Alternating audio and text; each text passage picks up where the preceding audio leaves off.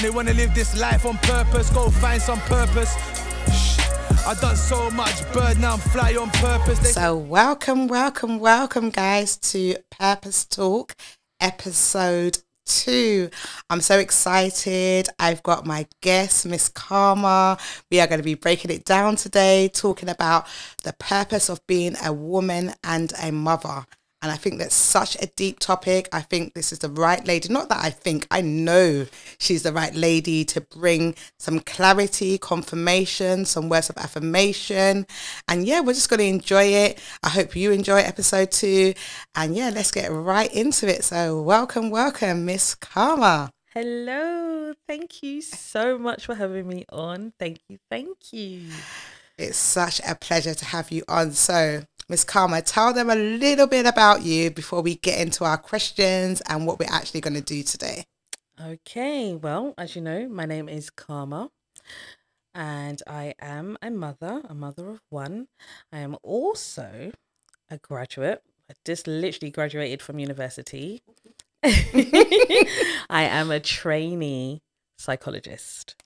And my aim in life is to try and make it as fun and as great as possible. So I'm aiming to do my PhD because people out here definitely need help, including myself.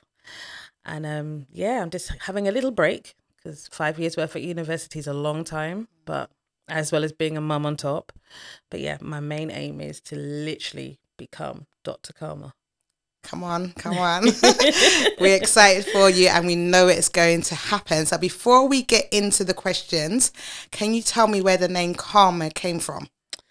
Well, it's quite entertaining because when I actually say the name Karma, people think negative. And I always look at people and say, why do you always have to think negatively? Karma's a beautiful thing. It's a balance. So I tell them what it actually means. And karma is you being in responsibility of your own happiness and misery. Nobody can't tell you how to live but yourself. I can tell you a joke, you could laugh, you might not laugh, but it's you that's in control of your own happiness and misery. So that's why I enjoy that name so much, because it is powerful and it has a very good meaning. So even when I'm having moments, I'm like, hold on, my name's Karma. I'm in control of my own happiness and my misery. So I might as well just feel happy today, or I might as well feel miserable today because I'm in control. But that's where that name came from, that power behind it. Definitely power behind the name. I love that understanding because for me, I've learned that today. So we're always learning and always growing. And as a woman, I think it's important and it's so nice to know that you researched it before you just named yourself something. So a lot of people have got these names or give our children's names or our parents have named us and there's no meaning behind the names. And that sometimes can delay, not deny, but delay our purpose in life to understanding who we are by the titles and the names that people call us. That's just my quick understanding of it. But we're going to get straight into it. So we've got 5 questions. Okay. Miss Karma does not know the questions. So she's going to pick a question. She's going to answer the question and then I'm going to answer it because although we're both mothers, we both definitely mother differently. There is no script. There is no book. There's no mother that can tell you how to mother. Every child is different and unique in their own way. So we are going to be very transparent and honest and open about our journey being a woman and being a mother. So let's get right into it. Miss Karma, I've hit the first question. Okay, let's try to bring them over a little bit. Let's not look. Cool. Okay, you ready? I'm ready. Okay. How did you feel when you found out you were having a baby? So how did you feel? You want to answer first? Oh, yes, please. I want to hear how you felt. Okay, cool. How did I feel? I had mixed emotions because those who know me and those who don't, I had my first child at 16. Okay. So being a teen girl, finding out that you're pregnant and you're not a woman, you're a girl, finding out that you are pregnant when you should be concentrating on GCSEs is quite traumatizing, to be fair, and to be honest and be transparent, because you don't know what you're going to do.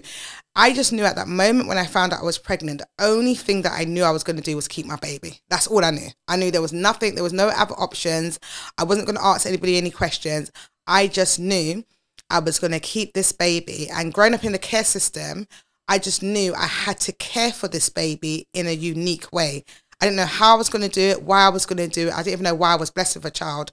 But I was excited. I was really excited, but I was always also traumatized, if that even makes any sense. But yeah, I had mixed emotions when I found out at 16 I'm going to become a mother. Yeah, so that's how I felt.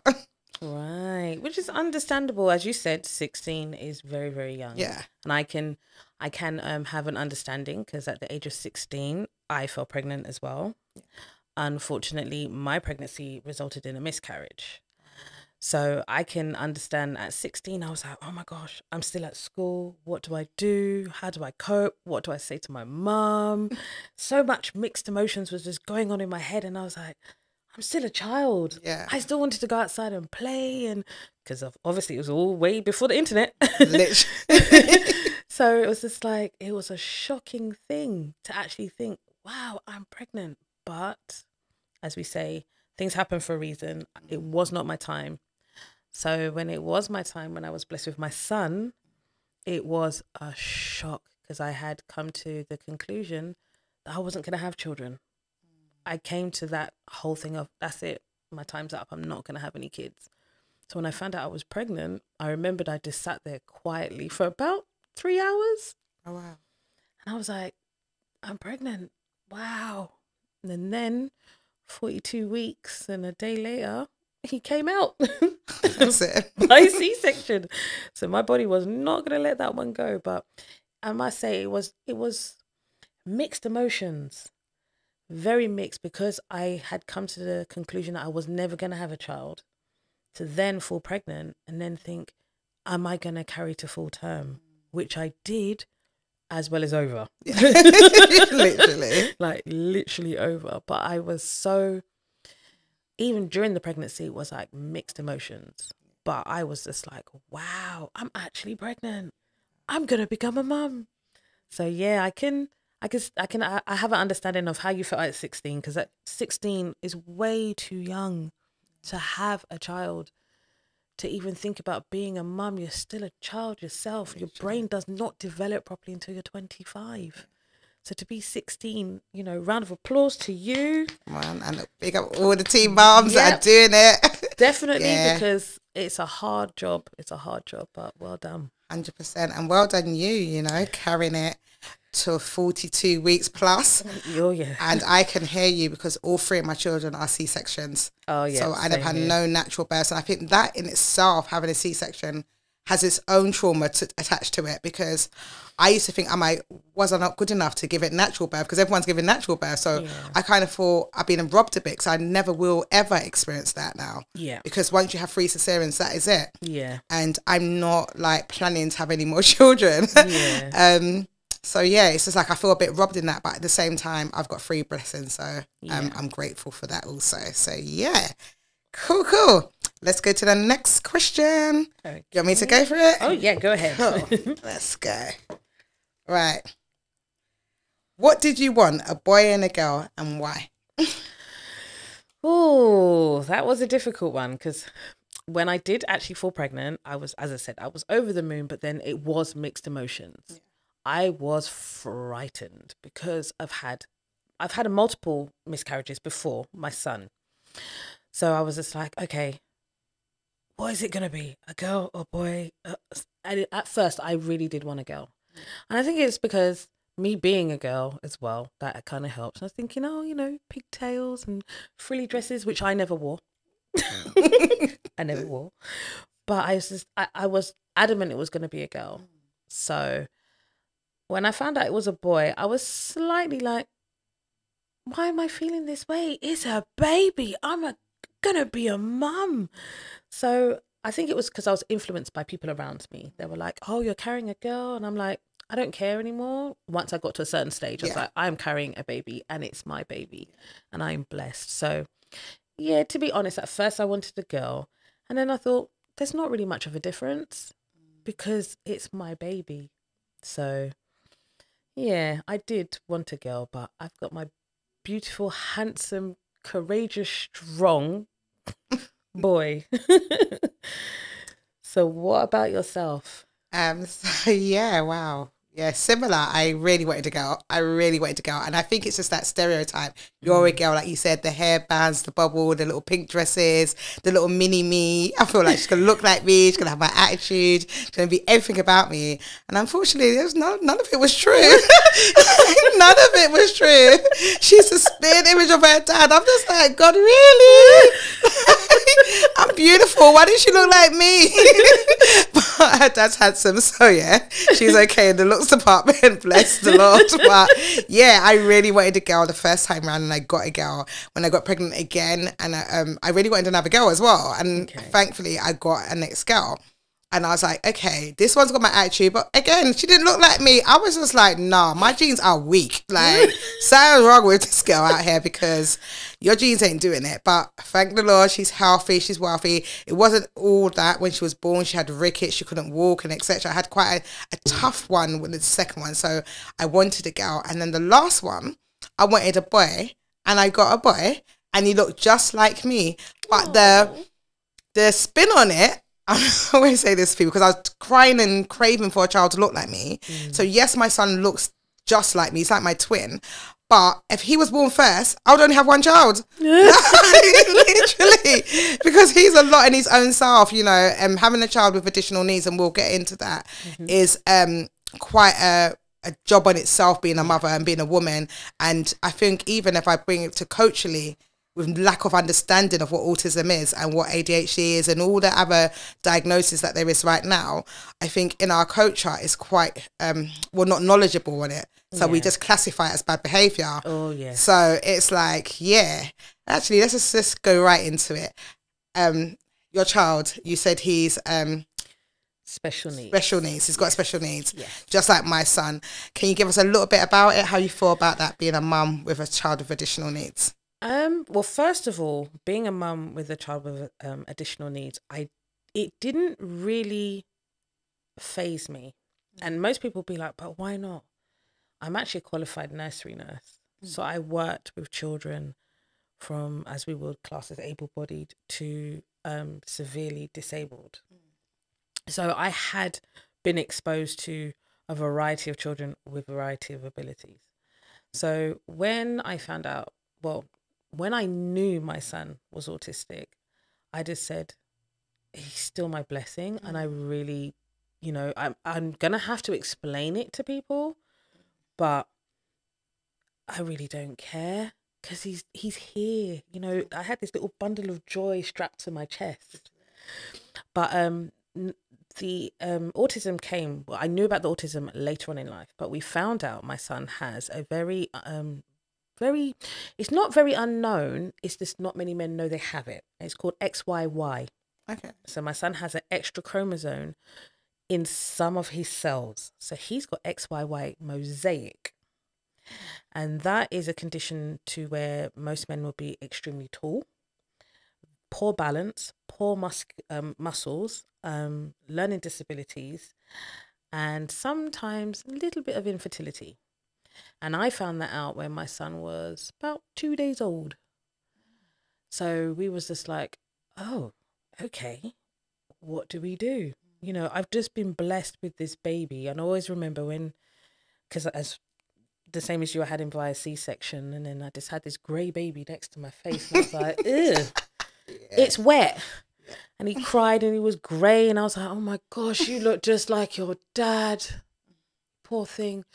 But it was just like, how do I now process that this baby has a genetic or has this disability that no one's never heard of? So me being who I was like, you know, I just dust it off. I'm going to read it up. I'm going to look it up. I'm going to have an understanding. Especially being a university student, you understand about research. So I knew that there's going to be a lot of research out there, but no one isn't going to know about it. But as time goes on, I'm going to learn about it. I'm going to get better at it. And I'm going to be able to cater to his needs. So we found that he had XYY mosaic from birth. And then I realised he was autistic from about 4 months. And the doctors refused to listen to me. Typical, oh, no, he's fine, da-da-da-da-da. No, my son's autistic. And people be like, how can you tell? He doesn't look at no one.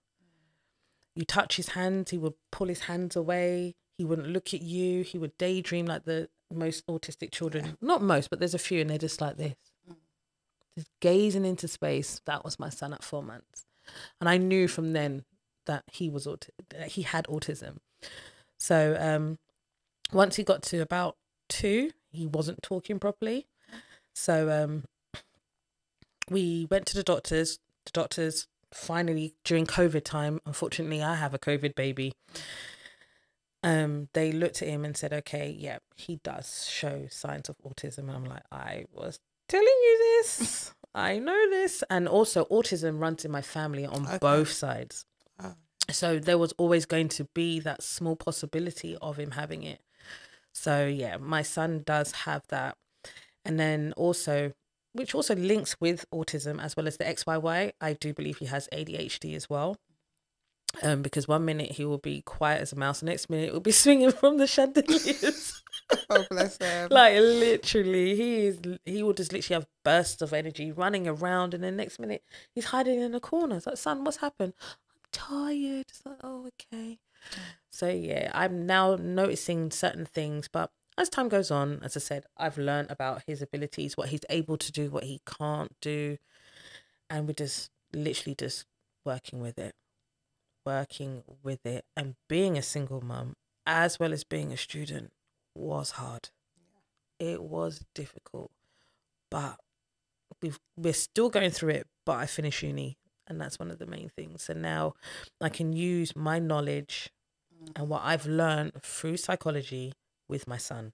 I know my son's going to need to have therapy when he's older so that he can understand his condition and how he can describe it to other people.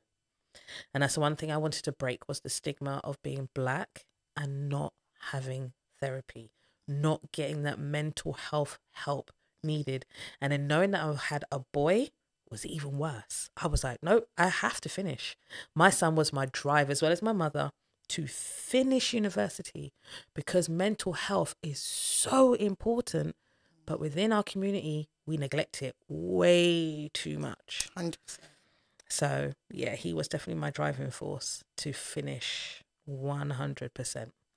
Oh, wow. What a fantastic story and a fantastic outcome, to be fair. You know, and it's funny because my son has autism also. And but he didn't get diagnosed as autistic until he's 13. Wow. So going through the school, they always knew that, like primary school, they always knew something was different about him, but they used to offer him music therapy or a mentor, or he used to not really have many friends. You know, he had specific friends, and he used to hold on to them friends. He used to have relationships with teachers more than peers outside. He used to be fascinated with dinosaurs and all these things that come that's blatantly obvious that he's autistic. Yeah. And then like secondary school tried to put him under behaviour. And I was like, he's not going into your isolation rooms. He's not doing all of this. This child has a need. And we need to sort out his needs. And that's what we need to do. I'm so grateful because I did manage to take him out of school from year 7 to year 9. He was homeschooled and I worked full time and he done well. Do you know what I mean? He was surpassing what they expected him to do. Then he went into like 3 days at a library where he was having tutoring. And I made him do that until they found him the right school for him. You weren't going to labelise him and put him in a PRU under behaviour when he's autistic. He has a need that he's born with. Do you know what I mean? He's not going to get punished for a need. Yeah. So I kind of stuck with it, and I'm thankful that I did. I'm grateful that I did, because now, you know, he's doing his driving lessons, he's bowed, his autism comes under social and emotional awareness and understanding and communication, and now he's getting there slowly but surely. It's still a process. But I'm grateful for him. Like I always said, he would be my last child. And no regrets of him being the last one. But yeah, he can be a handful sometimes. He'll wake up sometimes at 3 o'clock in the morning and say, I need to talk to you about, and literally you have to have patience. I feel like if you have an autistic child or a child with any additional needs, the key thing I would advise any woman, any man, have patience with that child. Every autistic child is different as well. They're not all the same. Late diagnosis, early diagnosis, they still do things quite differently. So yeah, that's my little advice. Moving swiftly on, we are going to play a quick game because everyone knows I'm called Purpose Talks. Well, the show's called Purpose Talks. I'm called Purpose. So there's always a purpose behind everything that I do. And I stand firmly in that. So Miss Karma is going to play a game. She didn't know this. I promise you this. She really did not know this. Yeah. So we've got a pack of cards. I promise you they're all legit. And you have, should I be kind? You have 20 seconds to put them all in pairs. Ooh. So you've got 20 seconds to lay them on the table and put them in pairs. Ooh. So what are my rules, though? There's no rules. So no I just rules. literally just have to pair them up. You just got to pair them up. When they come in fours, you got to pair them up. Yeah. So you got 20 seconds only. Right. Okay. Wish me luck. Right. Ready? So, yep. Are you going to do the counting? Yeah, I'm going to count in my head. But I'll be fair. Okay. Ready? Right. Steady, go. Okay. Oh, this is difficult, but nothing is impossible if you put your mind to it. 10, 9, 8, 7, 6, 5, 4, 3, 2, 1, and 0. Right, so Miss Karma, you done very, very well. And every time I do an event or every time I do a podcast, I always like to do something to visualize and show people about their purpose. Mm-hmm. Now, the purpose of this game is that we know that there is a pair in this pack. We know that because that's what we know, that packs come. But we also know that things take time. And you could have a full pack and you've got all the pieces, but you've got to take your time to find out what mixes with what. And I put that down also with relationships, friendships, businesses, and anything else associated with you. You can have all the resources, you can have all the people, all the understanding, the wisdom, the knowledge, the power, the degrees. If you don't put things in the right packages at the right time, or you rush and do it, you are not going to see the purpose of it. It's not going to fulfill it properly. Even if there's a pack and you take your time and it takes longer than 20 seconds, 20 days, 20 years, whatever it is, it's going to finally make sense when you know you're holding the key to it. So the resources are there, but you have control of when the resources go and where they fit, regardless of what anyone tells you. So I'm always telling people, your purpose is unique to you. Now, I can do the same cards with the remaining, and then I'm that extra hand that helps you clap. But your purpose has to be that the outcome is that you want all of them to be on the pack. I just come and help. I don't come and take over. I don't come and have control over it. I come and edify your purpose. And the problem with a lot of people why we're not walking in our full purpose, because someone comes along and be like, Karma, do you know what? I feel like you should just put the 10s on the 9s and the 9s on the jacks and this, that, and they mess up everything that you know is inside you to do. I always say that everyone is created for purpose, on purpose, for purpose, in a purposeful season. There's so many people in the graveyard that are dead with their purposes because they was rowing about the 5 looking similar to the 6 and that should have went over to the jack and that one should have went there. They lost their sense of direction and the time they got it, it was too late and they died. Do not let your purpose die because you're in a rush to complete what is rightfully yours. So that's the aim of that kind of game. And no, that's a powerful thing because, as you said, a lot of people tend to rush things and then they get influenced by others and then they lose their way. So, like, for instance, me talking about me being a mother and going to university, so many people are like, oh, are you going to stop? Stop for who? And stop for what? People would be like, oh, you know, I did Zumba twice a week until I was 41 weeks. Oh, no, actually, no, I'm telling a lie. I was actually 42 weeks. So I'm literally running around a hall screaming and people are like, Karma, calm down. I'm like, what for what? I'm pregnant, not disabled. I can walk, I can run. I am not going to stop. I literally went into university 2 weeks after I had my son, C-section and all, 2 weeks, strapped to my chest in that lecture hall, every lecture without fail. And I passed all the way through. I've literally got all my paperwork. So that was my purpose. And now I'm going to do my coaching. I'm going to help people with their lives, coach them in the workplace as well, because that's another passion of mine, is helping people with their mental health in the workplace. I'm going to open up my own coaching place so that people can come to me and be like, can you help me? Because I feel that is my purpose, and I'm not going to let people stop me. Right now I'm taking a break, but my purpose is to actually have my own practice and to help everybody, no matter where you come from and how you live. So I do understand this. This is a really good visual, and I'm actually going to take it with me. Sorry. You're welcome. You are really welcome. Seriously, you're welcome to take that with you. Okay, let's go on to the next question. Okay. Cool. Would you like me? Yeah, is that all right? Right. No, Cool. of course, it's fine. Is that the... Oh, this is a really good one. I like this Cool. one. What advice would you give a mother? I would say for myself, enjoy it. Enjoy it. Please, please, everybody out there, if you become becoming a parent, please enjoy it, because I didn't. And I think it was down to the fear of me miscarrying my baby, which is obviously it's going to be a fear because I had it done many times before.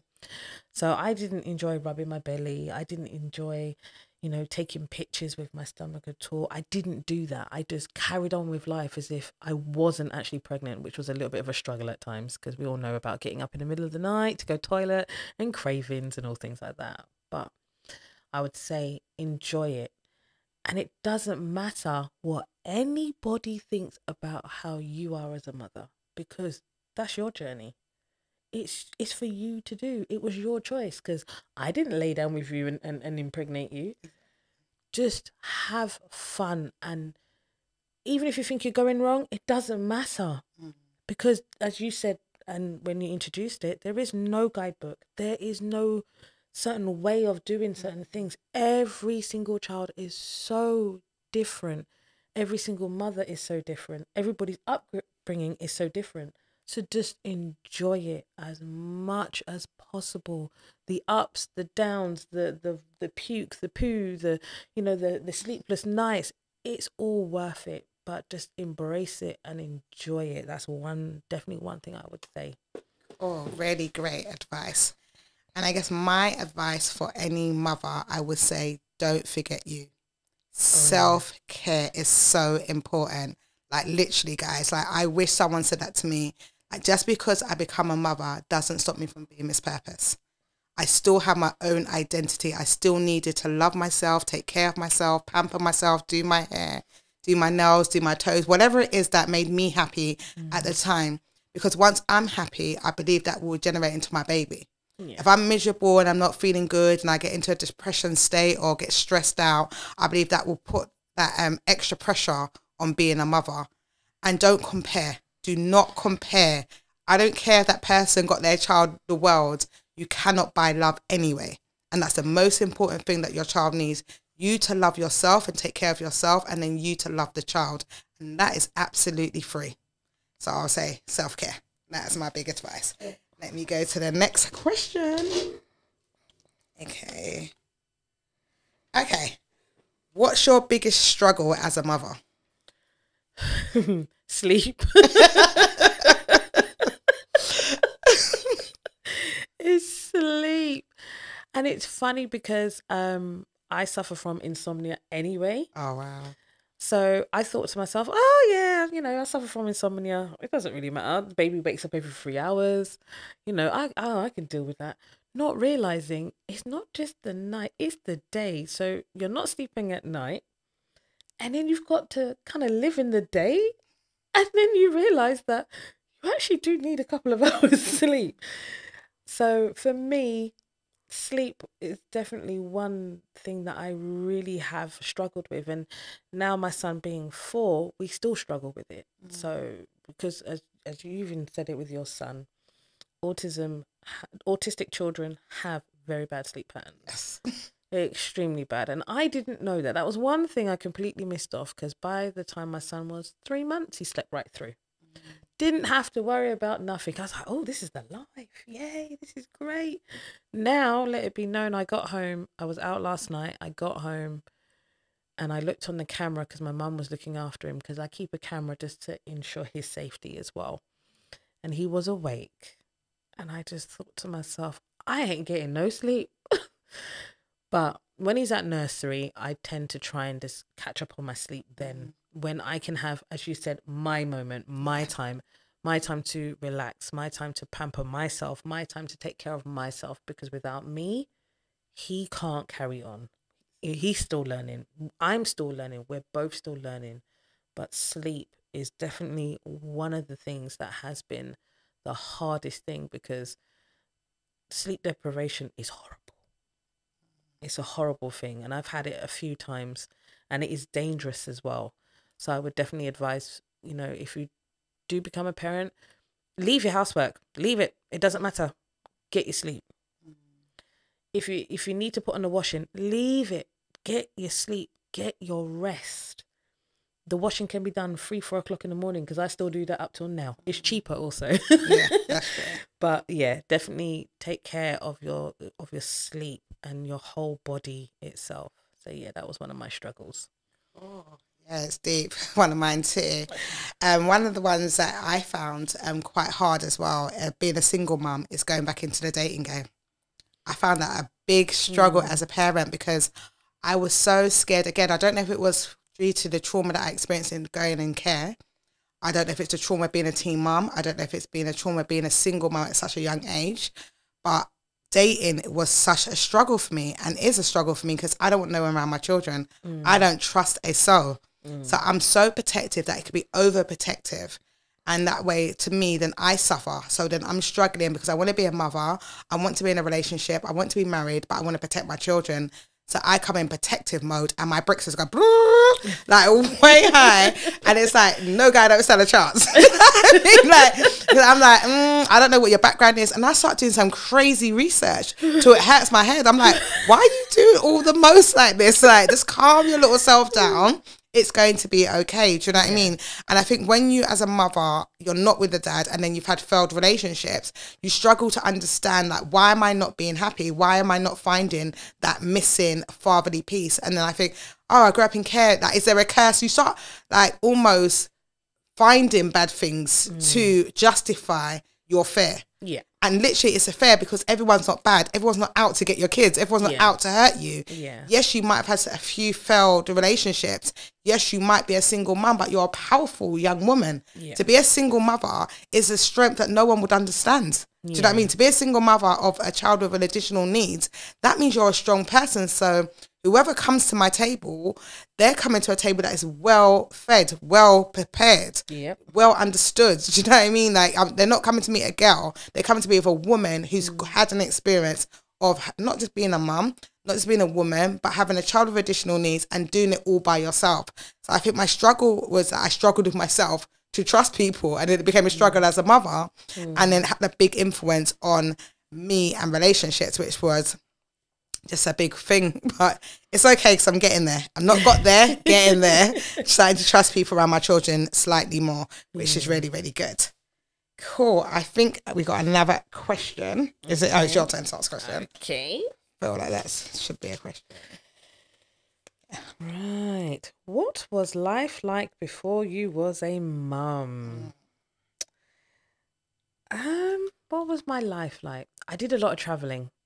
I was working as well, because that was what I wanted to do. I didn't have any of my own children. By then, I had about 6 godchildren. So I literally worked for my godchildren. I literally worked for myself, as well as to enjoy life. And my mum, who has myself and my brother, always said to me, enjoy your life. You don't have any children yet, unfortunately. Just enjoy it as much as possible. My mum had me when she was 17. Like, literally, our birthdays are a day apart, which is really annoying. Oh. But she had me at 17. So she said, enjoy. So I did. I literally traveled. I've been Dubai 3 times, America twice. I've done the whole Canary Islands. I lived in Grand Cayman for a while with my nan. So I literally said, I'm going to go and have fun. I've done camping, sailing, I've done as much as I possibly could. And I wanted to ensure that if I did have children, when I was thinking about it, I could tell them what I'd done in life. Like, I've been to Dubai 3 times and I was walking in the desert and we got lost in the desert and all sorts. So life before me being a mum was very packed, and I wanted it to be that way. And it got quite exciting as well, because I was doing things that I never thought I would do, like riding a motorbike, learning how to drive, even though I don't like doing it, but learning a language. I met a Spanish guy that wanted to speak English, and I wanted to learn how to speak Spanish. So I did things like that, as well as going to university. When I was at school, I realized I couldn't read or write properly, and nobody wasn't listening to me. And I thought, I'm never going to get to university. I'm never going to succeed. And then something said, just try, give it a go. Lo and behold, got into university. Now I'm in the position I'm in. And thanks to one woman, she said to me, go get yourself tested for dyslexia. And I was like, do you know how long I've been asking for this help? And nobody wasn't there to help me. She's like, let's do it. And I thank her every single day. Like, she's always in my prayers every day, because I found out I am dyslexic. So that gave me a purpose to carry on. Just because I'm dyslexic didn't mean I was stupid. I was word blind, but not blind in the mind. I knew what I was talking about. I knew how to put things on paper. I just needed that little extra help. So before, I was literally finding myself. So I've got tattoos, I've got piercings, I've been traveling, I've done things that I never thought I'd ever do in my life. So I made sure that I had as much fun as possible before becoming a mum, but it hasn't stopped me. That's one thing. Everyone thinks, oh, when you become a mum, everything stops. No, it doesn't. It just gets even more fun. Before I had my son, I never thought I'd ever go to Legoland. Who was I going Legoland with? Now, me and my son's been, I think we've been twice. Yeah, we've been twice. My son's been Chessington more times than me before I even had him. But now my life has changed for even the better, because I could do things that I couldn't do before. But my life was very jam-packed, and having him has actually slowed it down a little bit and made me look at things differently as well, because now I'm in control of somebody else's life, not just my own. And a lot of people tend to forget that bit about being a parent. You're actually in control of somebody else. 100%. This person's now learning from me. So I say to my son every day, you're going to be successful and you're going to be great. And he has his little affirmation that he says every day. And I make sure that he is proud of himself. So when he's ready, he can go out and do as much things as he can possibly do. The same way how I done it before he has children, if he wants any. That's one thing. That's if he wants any. But my life was definitely fun. And it's just become even more fun now, me being a mum. So yeah. Oh, that sounds excited. Question for me, it's a difficult one, I guess, because I don't think I really had a life before becoming a mum, because I was just a teen little girl going to school, mucking about with my friends, buying 10p mix-up and standing outside Red Records thinking I'm the girl in my short brown skirt. Like literally, that was my life. I was just a kid. So I feel like, I never had that teen life. I didn't have like that sweet 16th birthday party. I didn't have that 18th. I didn't have that 21st. I didn't have that 25th. The time I was 24, I had 3 kids. So I had no, like, them special occasions.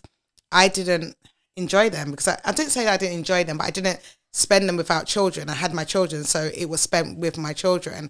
And that's why I make it such a massive deal when it's their special days, like their 16th, their 18th, their 21st, their 25th. Well, one of them's coming to be 25 soon.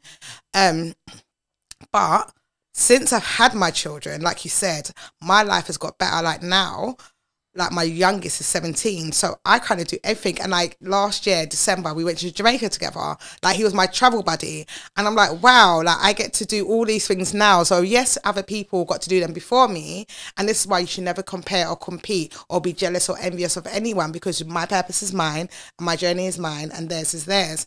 And I have no regrets, because now I travel where I want to travel. I can go where I want to go. I don't have to rely on a babysitter. I can do what I want, when I want, how I want, do who I want, when I want, anything.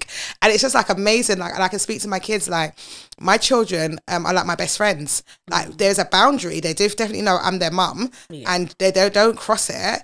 But like we know everything about each other. Like, you know, my kids know my PIN number. They got keys to my house. I got, do you know what I mean? It's just so lovely. And I feel like, yeah, I'm glad I done it my way, and that was my journey, and I'm so excited about it. And now, like, being a very successful businesswoman now, having 2 businesses, like doing these things, I don't have to worry about, oh my God, who's going to watch them? Who's going to do this? Who's going to do that? Because they're watching themselves, you know? So yeah, I'm glad I done it that way. But at the time, if you asked me when I was 16, would I be sitting there doing this? I'd be like, no, they took away my 16th, my 21st, my 18th. They done all these bad things. Like, don't have kids young, guys. Yeah. But yeah, the truth of the matter is, being a teen mum, being a young mum, being a single mum is not easy. I don't care what anyone tries to say. You can put on the mask all you want. There's times when you're a single parent that you just want to scream, cry, break down, you know, even question why you're even here. Do you know what I mean? And I think everyone goes through that phase if you're a single parent. And but big up all the single parents, because it's not easy. Even the single fathers, it's not easy for you guys either. But moving forward, we are going to do our last game quickly together. And then I do have another thing to do, but it's in my bag. So I'm going to have to kind of scoop and get it. I will get it because it's important that I do it on the show. So this is our game. Okay. So it's a competition. And I know I say don't compete, but it will make sense. It will make sense. So you take one sweet. And thank you. I'm going to take the other one. So you can see we both got exactly the same sweet, guys. It's just like no cheating. And I don't even know if Miss Carver likes these sweets, but I just bought them because I thought everyone likes a little strawberry. It's all right. You're fine. I've got a sweet tooth. Okay, cool. So the competition is that we've got to chew and eat this and see who does it first. Or who finishes it first. Oh, wow. Okay. Yeah.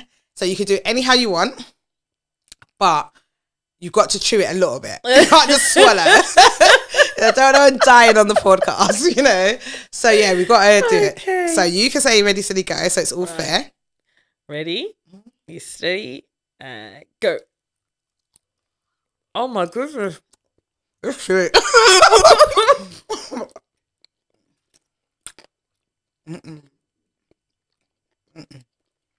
These are really chewy. Sorry, guys.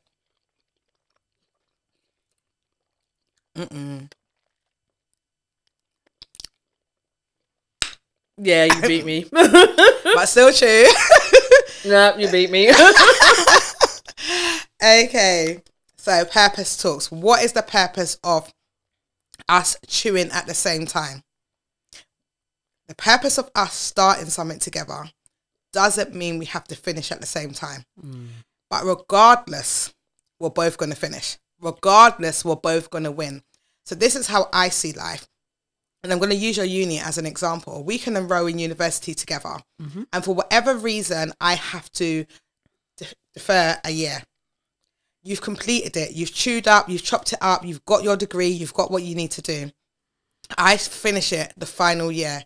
At the end of the day, we still both got that same paper saying we passed. Yep. So it doesn't matter how long it takes you or I to finish the degree. It doesn't matter how long it takes you or I to start our purpose. The important thing is that we start. I don't care how hard it takes, because nothing that is worth it is going to be easy. That sweet is so hard to chew, but it tastes sweet. And when you finish it and you know it's completed, you feel so powerful because you did it. You didn't have to worry about anybody else giving it to you. You counted it in. You put it in your mouth. You was ready to go and you was ready to finish. And that's the point about purpose. And this is what I say to everyone. I know there's many podcasters out there. There's many people talking about purpose, but there's only one me. And the way I do it is my unique way. And it's the way that I need to help free other women. Everyone has podcasters for different purposes. Mine's purposely to show you how powerful women can be, and how powerful when you do little games like this, you can think about, actually, do you know what? I'm going to get that sweet, get that business plan, get that degree, my time. My way. A lot of people say, oh, you got to do this by your 21, this time you're 30, this time you're 40. No, you actually don't. I'm still going to get married. I'm still going to buy houses. I'm still going to buy cars. I'm still going to be the best version of me tomorrow, the next day and the next day. I didn't have to do it in any systematic way. I need to do it my way. And that's what I want to encourage any woman out there to do. Make sure you're doing things your way. You are not in competition with anybody. The only person you should compete with is yourself. Try and find something better to do with yourself. So if today, you know, you wrote down 10 words of affirmation, tomorrow try and write 11. Speak positive every day. Try and do one thing more for yourself to influence yourself. You are your biggest cheerleader. Don't worry who's not cheering for you. Cheer for yourself first and foremost. And I'm telling you, you would win. There's no other way of doing it. This is your girl Purpose. And hand over to Miss Karma so she can tell you about all the social medias, where you can find her, what she's up to next. So, as I've mentioned, I am going to be starting up my own coaching company. I am looking to help everybody with life, no matter where they go, how they're going, and which way they would like to go. So with Karma's help, is actually on Instagram. I'm hoping in the next couple of weeks to actually get it up and running fully with the help with Purpose, because she has been extremely helpful with me actually starting up my own business as well. So yes, mostly on Instagram at this moment in time, but once I am actually up and more successful, don't worry, you will definitely hear a lot more of me. But backing on to what you actually said, with the whole thing of not giving up, it is very, very true, because as you said, we've always been influenced to believe that by the age of 25, I'm going to be married, I'm going to have kids. I always remembered saying that. Oh, when I'm 26, I'm going to have kids, I'm going to leave home, I'm going to do this. And it didn't actually happen for me, but I didn't give up completely. I just had to take a different route. So not everything, as you said, is going to happen on a certain timeline. Everybody's timeline is different. So for instance, with me having my son at such a late age, everyone's like, why did you wait so long? I didn't. I have polycystic ovarian syndrome. So which means it was in the hands of Mother Nature. It wasn't so much in my hands for me to be like, right now I'm going to get pregnant. It wasn't that case. And it was difficult, but with guidance from people and from my own mental state and me getting help mentally as well as physically, I was able to have my son. So, as I say, back in with what you say, there is no time frame. There isn't. Everybody is able to do things. Just it's not going to be the same as everybody else. And with your guidance and like with coaching and just looking at things in a different perspective does actually help. And I do wish people would actually get more help, because it's always there and it's the greatest thing ever. Trust me. The greatest thing. Such great advice from Miss Karma, and she's right. And just get help, guys. It's really important. Therapy, counselling, the trauma that you've gone through, the trauma that you're going through, the trauma that you're going to experience, you need help. You need someone to talk to. Get a coach. Holler at us. You know, I'm on TikTok now. I'm on Instagram. I'm on Facebook. Purpose calling on Facebook, and Purpose Talks _1 UK. That's all of my other social medias, and Facebook will be changing to that also. So yeah, just holler at us, get at us, and we will try and help you. And if we can't help you, we definitely will direct you to someone that can help, because one hand can't clap, and there's so many services out there, not just ours. So before we wrap up and go, I just want to give Miss Karma a card. She is my very first guest, and I'm very proud to have her. So I just want to show appreciation. It's also always important to appreciate people. Always important. They're taking their time out to come because they believe in your purpose. So appreciate them and appreciate their purpose. The purpose of the time that she spent with me, she could have been with her son. She thought that I was worth it. So I believe that she is worth it. So I just want to give you a card. You can read out the words in it. Like, I'm so excited. A bit gassed up. But yeah, no, I'm grateful for her to come on the show today. Thank you so much. Thank you. And I would love, I'm going to keep this for me, because there's some things you have to keep for yourself. But this means so much to me. Thank you so much, because it is difficult in life in general. And I never ever thought that I would ever be here. And networking, getting to know you, and I'm so grateful that I have gotten to know you because, as I said, you've helped me understand myself in a different perspective as well. And one thing that Purpose has said to me was, I said to her, I want to be a coach. And the first thing you said to me was, who's coaching you? And I was like, nobody. And you were like, you need coaching too. And it made me look at things in a big different perspective, and it made me understand myself even more. Yes, I have my degrees in psychology, but you gave me something that hadn't been given to me in the books. And it made me look at my life differently. And I thank you for that as well. And also giving me the opportunity to talk here and express about being a mum and the struggles as well as the upsides and just mental health in general. Because that's another thing a lot of people don't really talk about is mental health. And being a mum is a massive, massive change. So if you struggle, you're fine. If you have postpartum depression, you're fine. If you feel that you can't cope, it's fine. It's okay. It's okay, because for one, you've just given birth to a whole child. Some people have more than one, but you've just given birth, and it's a difficult thing to balance at times. But just because you're struggling doesn't mean that you're weak. It means that you're moving forwards. It means that you're progressing. So thank you for actually giving me the opportunity to share my story, because, you know, it means that people that could be in the same situation as the both of us can actually gain something from it and have an understanding that you're fine. You're perfectly fine. But thank you so much. You're absolutely welcome. And Miss Karma will definitely be back for sure. Oh, yes. You know, it's a woman platform. We'll be doing some co-hosting. We've got lots of things in the pipeline. So keep in contact with us. Like I said, leave a comment on our YouTube channel. Yeah, and we'll see you real soon for episode 3. And as I say every single morning, this is your girl Purpose. We out.